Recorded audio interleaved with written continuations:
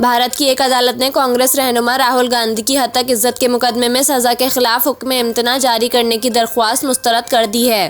भारतीय रियासत गुजरात के जिला सूरत की एक अदालत में राहुल गांधी ने हद तक इज्जत के मुकदमे में सजा के खिलाफ हुक्म इम्तना की दरख्वास्त दायर की थी, जिसे मुस्तरद कर दिया गया। राहुल गांधी को गुज़िश्ता माह गुजरात की एक अदालत ने हद तक इज्जत के केस में कांग्रेस रहनुमा राहुल गांधी को 2 साल कैद की सजा सुनाई थी। अदालत ने राहुल गांधी को मोदी सरनेम से मुताल्लिक दिए गए बयान के केस में सजा सुनाई थी। अब इस सजा के खिलाफ हुक्म इम्तना की दरख्वास्त को भी अदालत ने मुस्तरद कर दिया है। अदालत के बाहर बात करते हुए कांग्रेस के मुकामी रहनुमा निशात देसाई ने बताया कि सूरत की जिलाई अदालत ने राहुल गांधी की सजा पर हुक्म इम्तना जारी नहीं किया। उन्होंने मजीद कहा कि इस फैसले को हम 21 अप्रैल को गुजरात हाई कोर्ट में चैलेंज करेंगे। हमें यकीन है कि अदालत इंसाफ करेगी और जमहूरियत को बचाएगी। अगरचे राहुल गांधी को अदालत से रिलीफ नहीं मिल सका, मगर इनकी कैद की सजा अदालती अपील तक मुअत्तल रहेगी।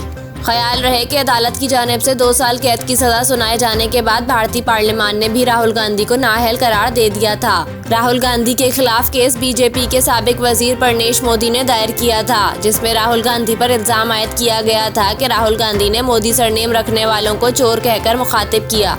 राहुल गांधी ने 2019 में लोकसभा के इलेक्शन मुहिम के दौरान ये बयान एक रैली के दौरान दिया था, जिसके खिलाफ दरख्वास्त गुजार ने मौक़िफ़ इख्तियार किया था कि राहुल गांधी ने तमाम मोदी बिरादरी की तौहीन की है।